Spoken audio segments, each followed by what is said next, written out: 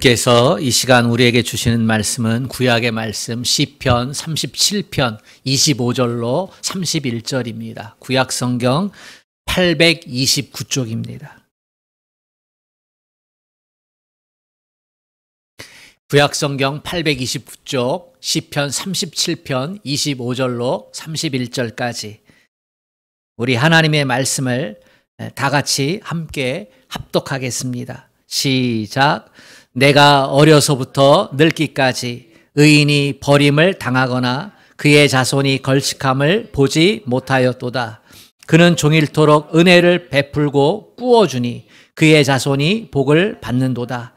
악에서 떠나 선을 행하라. 그리하면 영원히 살리니 여호와께서 정의를 사랑하시고 그의 성도를 버리지 아니하심이로다. 그들은 영원히 보호를 받으나 악인의 자손은 끊어지리로다. 의인이 땅을 차지하며 거기서 영원히 살리로다. 의인의 입은 지혜로우며 그의 혀는 정의를 말하며 그의 마음에는 하나님의 법이 있으니 그의 걸음은 실족함이 없으리로다. 아멘.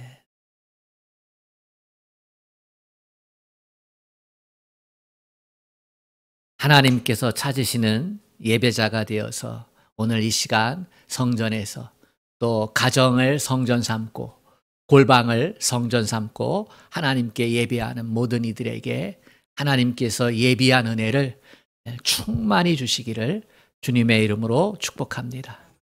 주님만 사랑하면 아멘 합시다. 아멘. 공부를 잘 하려면 공부를 잘하는 학생에게서 배워야 합니다. 왜 잘할까? 그게 공부를 내가 잘할 수 있는 쉽고도 확실한 방법이에요. 사업을 잘 하려면 저 사람은 왜 사업을 잘했나 하는 모델이 있어서 그에게서 보고 배워야만 합니다. 그러면 더 정확하게, 더 쉽게 사업을 잘할 수 있다. 그렇게 생각을 합니다. 신앙의 모습도 마찬가지라고 생각해요. 영적인 세계도 마찬가지입니다. 하나님께서 성경을 우리에게 주신 이유가 있습니다. 특별히 성경 말씀은 역사 속에서 우리에게 주어진 거거든요. 역사를 재료로 삼아서 하나님께서 구원의 은혜를 녹여내신 건데 그것은 우리에게서 보고 배우라는 거예요. 믿음의 삶을 보고 배워라. 그래서 우리는 하나님의 말씀을 가까이 하면서 이들이 어떠한 시행착오를 거쳐서 하나님을 구주로 고백하게 되었는지, 어떻게 믿음의 세계로 들어가게 되었는지, 어떻게 믿음의 복을 받아 누리고 살게 되었는지 그것을 알 수가 있습니다. 하나님의 마음에 쏙 들었던 사람 하면 누가 생각납니까? 다윗이지요. 하나님께서 다윗을 보면서 다윗은 내 마음에 쏙 든 사람이야 라고 이렇게 말씀을 하셨거든요.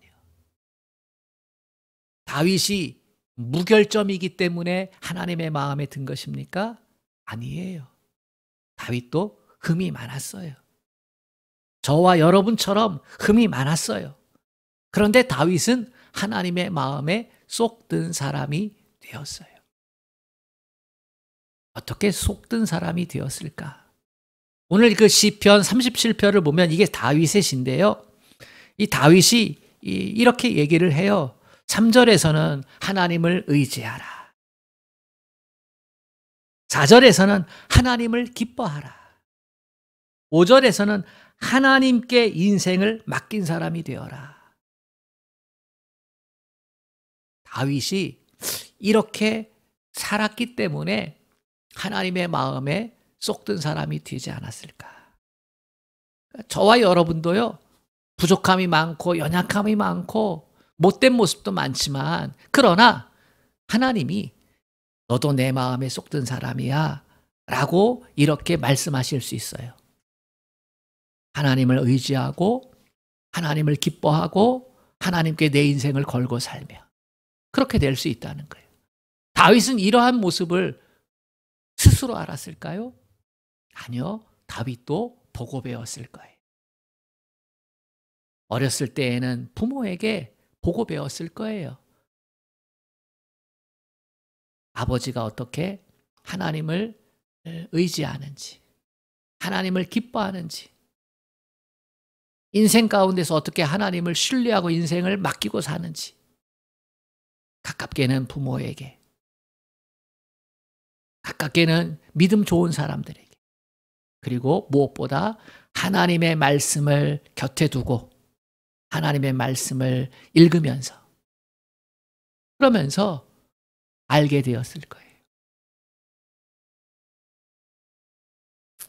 자신이 흠이 있다는 걸 다윗은 알아요. 자신이 부족하다는 걸 알아요.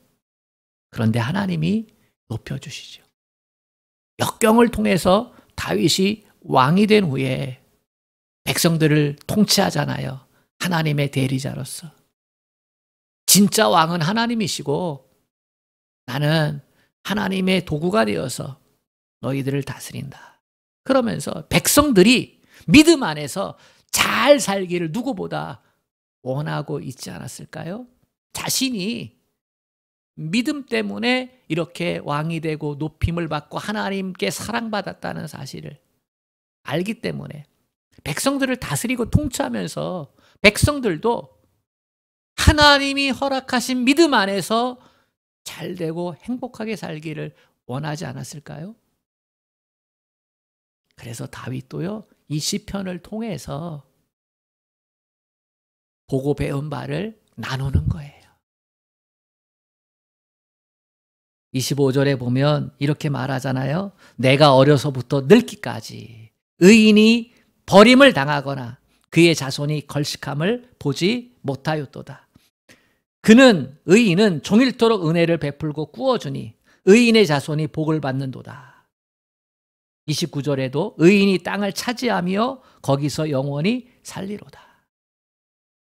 자기가 어렸을 때부터 늙기까지 지켜보니까 하나님이 인도하시고 하나님이 지키시고 하나님이 높여주시고 하나님이 축복해 주시는 사람들이 있다는 거예요. 그 중에 하나가 자기고 자기 앞선 사람들도 자기 곁에 있던 사람들 가운데도 그런 사람이 있다는 거예요.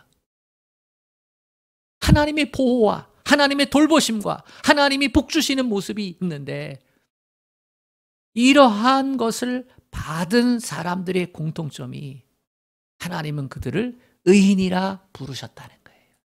의인이라. 하나님께서 의인이라 여겨주시는 사람이 누구예요?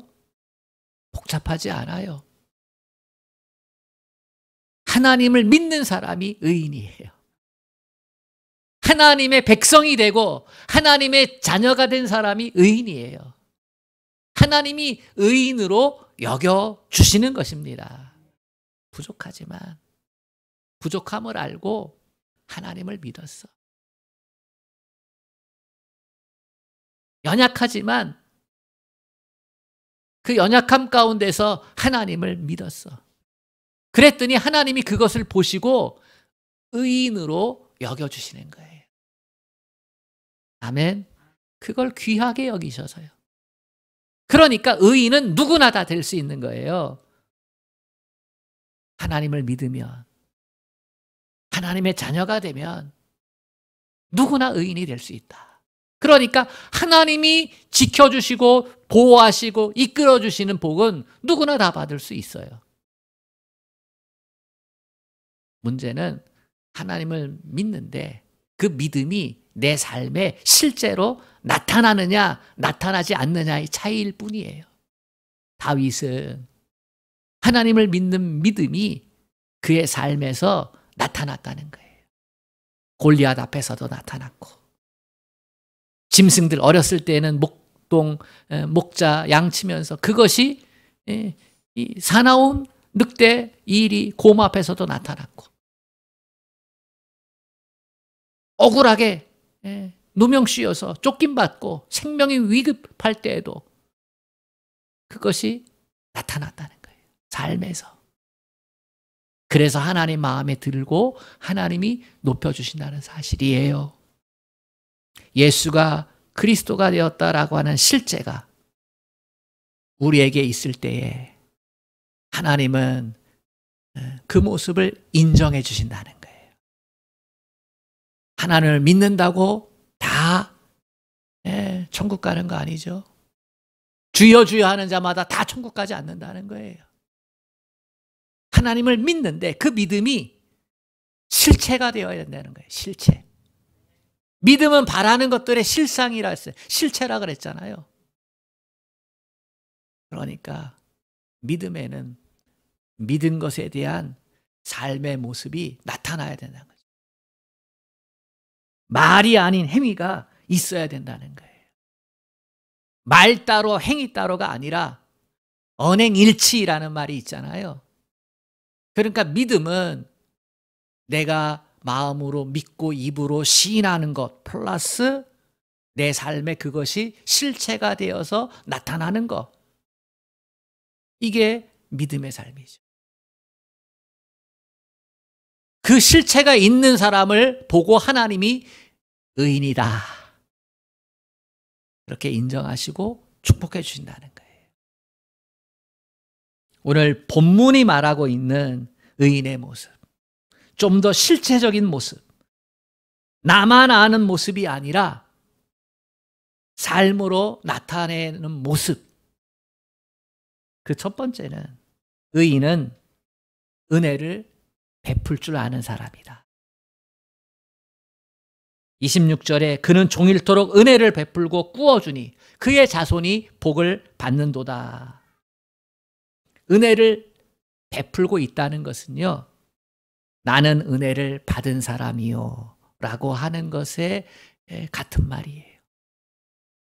은혜는 아무나 베풉니까? 은혜의 가치를 아는 사람이 은혜를 베푸는 거예요. 은혜를 아무리 많이 받아도 그 은혜의 가치를 모르면 은혜를 나누질 않아요. 어떤 사람이 부모에게 효도합니까? 부모의 사랑을 많이 받은 사람이 받은 만큼 부모에게 효도하나요?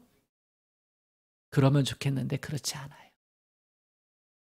효도는요, 은혜의 가치를 아는 사람이 하는 거예요. 아무리 많이 은혜를 받아도요, 그 은혜의 가치를 모르면요, 망나니예요. 그냥 마마보이로 사는 거예요. 끊임없이 만족을 모르고 부모에게 효도할 줄 모르고 사는 거예요. 근데 은혜의 가치를 알면요,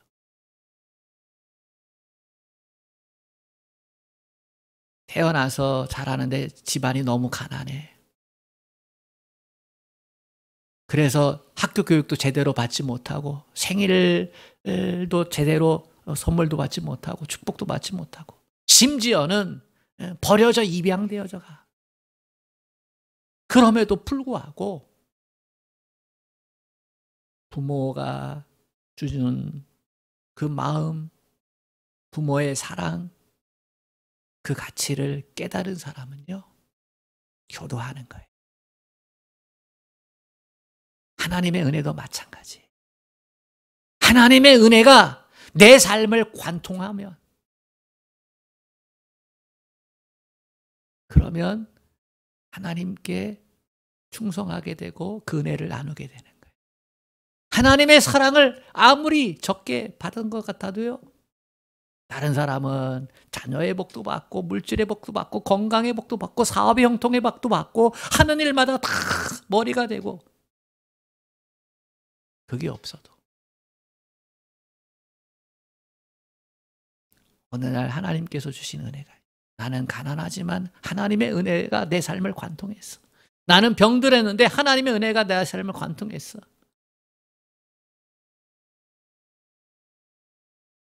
내게 커다란 인생의 아픔이 있는데 근데 하나님의 은혜가 나를 관통했어. 그러면 은혜를 아는 거예요. 그 은혜를 알고 하나님의 받은 은혜를 나누는 거예요. 나눠. 성경에 그런 사람이 있어요. 대표적으로 신약에 사도행전 10장에 보면 고넬료라고 하는 인물이 나와요.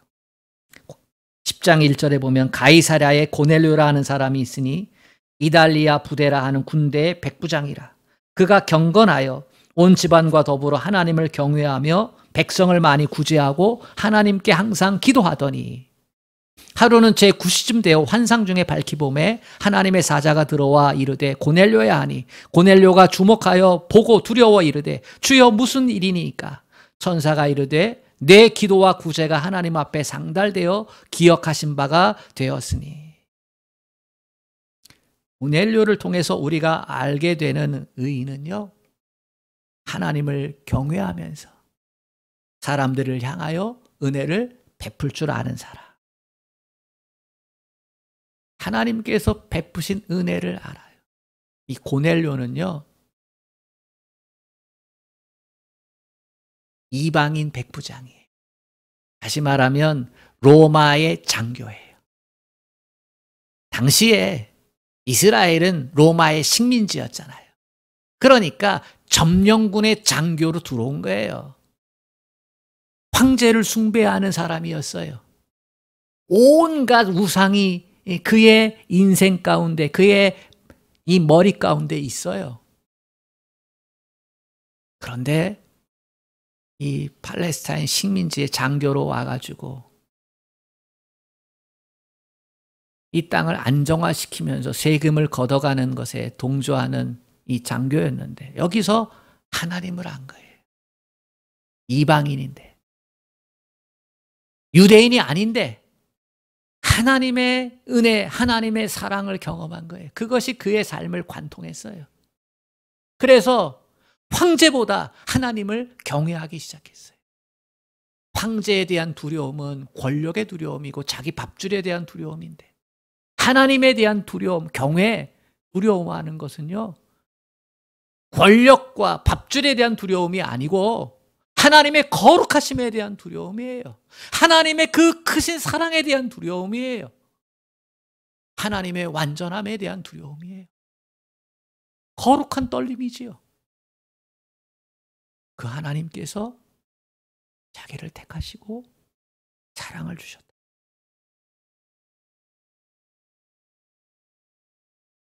그 사실 앞에서 이 고넬료는요, 하나님을 경외하고 하나님을 두려워하고 사랑할 수밖에 없었어요. 그리고 그것이 흘러가는 거예요. 누구에게? 그 사실을 모르는 사람들에게. 둘러보니 식민지의 삶, 이스라엘 백성들 배고프고 억울하고 무시당하고 있고 그러잖아요. 그들을 향해서 주머니를 열고 시간을 내고 억울함을 풀어주고 기도하면서 하나님, 어떻게 하면 내가 하나님을 잘 섬기고 이 힘들고 어려운 사람들을 잘 도울 수 있을까? 항상 기도하고 하나님께서 말씀하실 때 두렵고 떨림으로 감당해 나가고, 이것이 어떻게 됐어요? 하나님께 인정을 받은 거예요. 그 하나님이 어떻게 해요? 기도 가운데 환상으로 고넬료야 부르잖아요. 내 기도와 구제가 하나님 앞에 상달되었네. 이 말은요, 하나님이 너를 마음에 들어 하셔, 이거예요. 의인은요, 은혜를 알고 그 은혜의 가치에 반응하는 삶의 모습이 있어요. 이런 자에게 하나님은 시선을 두시고 보호하시고 자손이 걸식하지 않도록 하시며 땅을 기업으로 주신다. 이게 성도가 누려야 할 복이에요. 사랑하는 여러분, 하나님의 은혜가 여러분의 삶을 관통하기를 축복합니다. 받은 게 많다고 아니에요. 하나님께서는 우리에게요, 본질적인 은혜를 주셔요. 하나님의 자녀로 삼아주시는 법. 아멘. 그렇기 때문에 은혜를 나누는 자가 되는 거예요. 흘러보내는 거예요. 흘러보내요. 은혜는 흘러보내야 더 놀라운 은혜가 우리에게 채워질 줄로 믿습니다. 이게 영적인 진리예요. 본문을 통해서 보는 두 번째 의인의 모습은 악에서 떠난 사람이. 27절에 악에서 떠나 선을 행하라. 그리하면 영원히 살리니. 의인은 하나님을 믿는 사람이잖아요. 그러면 악인은 하나님 모르고 하나님을 대적하고 하나님을 섬기지 않는 사람이 악인이에요. 세상 사람들이 들으면 아이고 억울하죠. 나는 착하게 살려고 하고 우리나라 법 잘 지키고 가정 잘 돌보고 정직하게 일하고 그러는데 왜 내가 악인이야? 세상은 힘을 숭상하고 세상은 1등 있는 사람만 좋아하고 아니에요. 힘들고 어려워지면요 다 그렇게 돼요. 우리가 이 세계의 질서를 보면서 알잖아요. 거기에는 아무리 지혜 있는 사람도 아무리 부자라도 아무리 힘 있는 사람도 다 똑같아요. 세상의 질서는요 경제고 힘이고 권력이고 하나님은 아니잖아요. 하나님 없는 삶은 악인의 삶이에요. 하나님 품으로 돌아오는 것이. 예수님께서 공생애 하시면서 일성이 회개하라 천국이 가까웠느니라 이렇게 말씀하셨잖아요. 그 회개가 하나님을 모르고 살았던 너희, 하나님을 제대로 섬기지 않았던 너희, 권력을 물질을 우상으로 삼고 살았던 너희 돌아와. 그 뜻이에요. 하나님이 주인이야. 너가 주인이 아니고 물질이 주인이 아니고 권력이 주인이 아니고 하나님이 주인이야. 돌아와. 그것을 추구했던 삶에서 돌이키라는 거예요. 그게 회개예요. 하나님 품으로 돌아오는 것이죠. 어둠의 세상에서 사탄의 세계에서 돌아오라는 거예요. 죄 사함이 있는 곳으로 돌아오라는 거예요.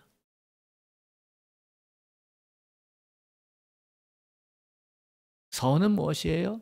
선의 기준은 하나님이에요. 선을 행한다는 것은 하나님의 말씀에 순종한다는 거예요. 악에서 떠나 선을 행하라는 거예요. 악에서 떠난다는 것은 어떻게 보면 수동적이죠. 하나님께 속해 있으면 하나님께 돌아오면 자동적으로 악에서 떠나게 되어 있어요. 더럽고 추한 것들을 싫어하게 되어 있어요. 하나님을 가까이 하니까. 그리고 긍정적으로 선에 속해요. 하나님 말씀을 어떻게 하면 순종하고 어떻게 하면 지키고 어떻게 하면 행할까. 왜? 나를 구원하신 하나님, 나를 사랑하시는 하나님이 그걸 원하시니까. 그건 하나님하고 코드가 잘 맞아요.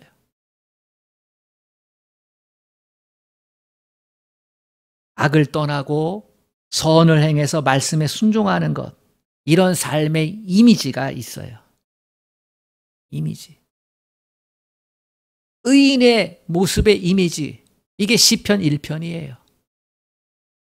복 있는 사람은 악인들의 꾀를 따르지 아니하며 죄인들의 길에 서지 아니하며 오만한 자들의 자리에 앉지 아니하고 오직 여호와 율법을 즐거워하여 그의 율법을 주야로 묵상하는도다. 악인들의 꾀가 있어요. 죄인들의 길이 있어요. 이렇게 하면 권력을 틀어잡을 수 있고 이렇게 하면 물질을 가질 수 있고 이렇게 하면 높아질 수 있고. 근데 그렇게 안 한다는 거예요. 왜? 하나님을 믿으니까. 하나님을 아니까. 그 말씀을 묵상하고 말씀을 따라 산다는 거예요. 그런데 그 결과가 어때요? 시냇가에 심은 나무가 철을 따라 열매를 맺으며 그 잎사귀가 마르지 아니함 같으니 그가 하는 모든 일이 다 형통하리로다. 의인의 삶은요, 시냇가에 심겨진 나무와 같다는 거예요. 시냇가에 심겨진 나무는 생명이 보장이 되고 열매가 보장이 되고, 이게 의인의 삶이라는 거예요. 반대로 악인은 어때요? 악인들은 의인의 모임에 들지도 못하고요, 악인의 길은 망한다는 거예요. 의인의 길은 하나님께서 인정하시나 영생의 은혜를 주시지만, 악인의 길은요, 영원한 파멸이라는 거예요. 사랑하는 여러분, 의인은 악에서 떠나서 선에 속한 사람이에요. 아멘. 이것이 우리 삶의 실체가 되어야 될 줄로 믿습니다. 말씀을 따라서 살아가. 거기에 성공이 없는 것 같고, 거기에 세상 사람들의 박수가 없는 것 같고, 아니에요.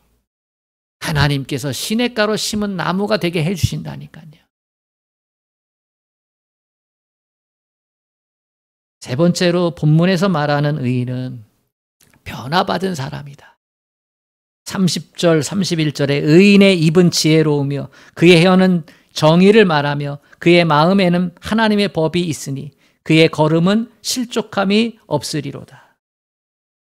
하나님께서 주시는 변화는 성령의 역사로 말미암는 변화예요. 사람이 변하는 것은요, 두 가지예요.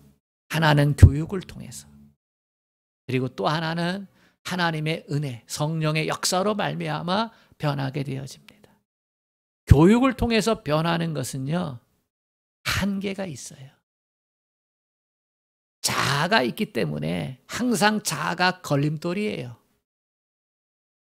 그래서 더 많이 배운 사람이 더 악한 일을 하는 때가 많아요. 그럼에도 불구하고 교육은 되어져야 돼요. 그렇게 해서 공동체의 기본적인 것들을 높여갈 수 있으니까. 우리는 근본적인 변화를 하는 사람입니다.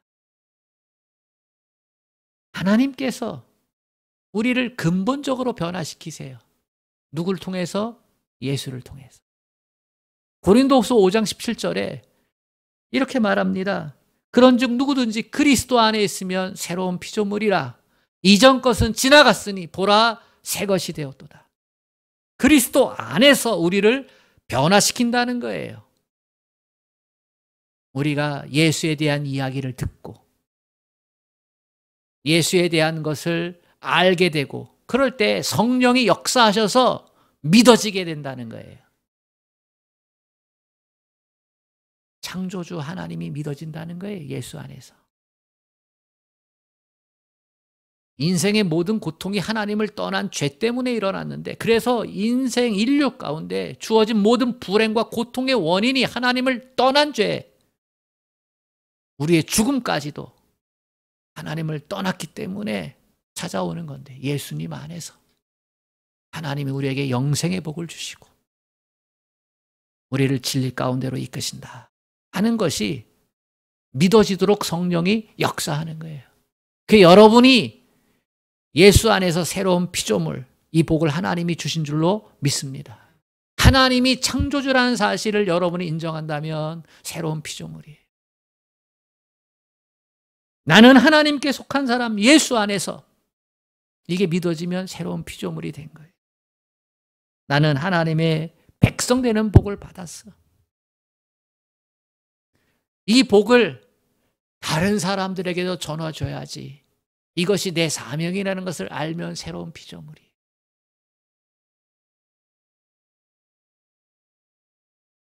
새로운 피조물로 자랐느냐, 성장했느냐, 못했느냐의 문제가 있는 것이지, 거듭남, 태어남의 은혜는 있는 거예요. 우리의 가치관 가운데, 생각 가운데, 나는 빅뱅에 의해서 우연히 태어난 존재가, 이게 아니고 창조주 하나님의 걸작품이다. 나에게는 인생을 이끌어가는 목적이 있다.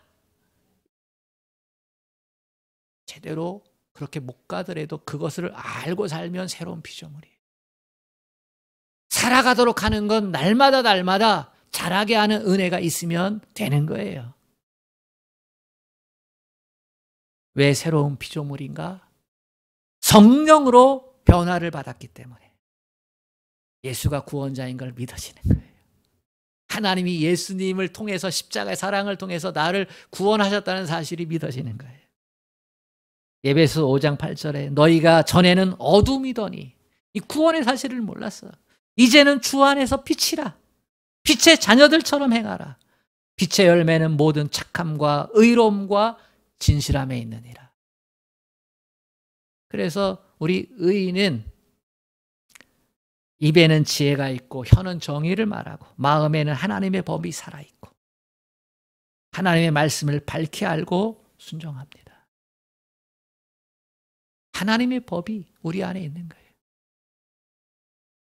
이 법을 지켜내는 거지요. 아멘. 변화받아서 이 법을 지켜내는 거예요. 좀 덜 성공해도, 좀 세상적으로 덜 인기가 있어도 하나님께 인정받고 하나님께 쓰임받기 위해서 그 변화된 삶을 지속해 갈 줄 아는 이러한 의인을 하나님이 어떻게 하신다? 기뻐하신다는 거예요. 지켜보시고 돌보시고 이끌어 주신다는 거예요. 의인이 얼마나 소중합니까? 하나님께. 그지요? 하나님은요, 하나님의 자녀가 되어서 그 의인의 삶을 살아가는 것을 볼 때 얼마나 기뻐하실까? 언제 자녀가 한없이 이뻐요? 언제 자녀가 입에 넣은 것까지도 뱉어서 줄 정도로 사랑스러워요? 아버지의 마음, 엄마의 마음을 알고 그 뜻대로 살아가려고 애쓰고 힘쓸 때. 그죠? 하나님이 그런 거예요. 하나님의 마음이요, 부모님을 통해서 우리에게 그 하나님이 어떠한 마음, 어떠한 생각 가지고 계신지를 보여주시는 거예요. 하나님을 믿는 자가 되어서 은혜를 나눠주고 하나님을 경외하기 때문에 은혜를 나눠주고 베풀고 악에서 떠나서 선에 속해서 말씀을 어떻게 해서든 지키려고 하고 변화된 자로서 성숙해 가려고 애쓰고 노력하고 힘쓰며 하나님 보시기에 너무나 이쁘고 너무나 사랑스럽고 예비된 복을 주시고 하나님도요 사랑하기 위해서 몸살난 존재라고 생각해요. 저는. 오늘의 시대가 하나님께 더 많은 은혜와 사랑을 받을 수 있는 시대라고 저는 생각해요. 왜냐하면 그만큼 의인의 삶을 살기가 힘든 이 코로나의 시대잖아요. 또 세상은 세상대로 점점 높아져 가고요. 믿음의 실체적 삶을 사는 사람들은 많이 안 보이고 하나님도 희귀성을 아세요. 의인의 삶을 살아가는 자를 하나님 보고 계신다니까요. 사랑하는 여러분, 하나님이 복 주시는 존재가 의인이에요. 그 삶을 살아갈 수 있기를 축복합니다. 자비하신 하나님 아버지, 하나님께서 지키시고 보호하시고 인도하시고 복 주시는 대상이 의인이라는 사실을 다윗은 뼈저리게 깨달았고 그래서 백성들과 함께 그 사실을 나누기를 원했습니다. 하나님은 역사를 통해서 이 사실을 성경에 기록해 놓으시고 수천 년이 지난 오늘날 우리에게 도전하십니다. 하나님이 축복하시는 의인의 삶이 있다는 것. 하나님을 외면하고 대적하고 떠나 있는 이 시대. 온통 정치와 경제, 세상의 문화 가득한 이 시대. 하나님, 우리는 시냇가에 심은 나무가 되기를 원합니다. 성령님이 시간 우리의 마음을 감화감동시켜 주셔서 복된 의인의 삶에 대한 열망을 갖게 하여 주시옵소서.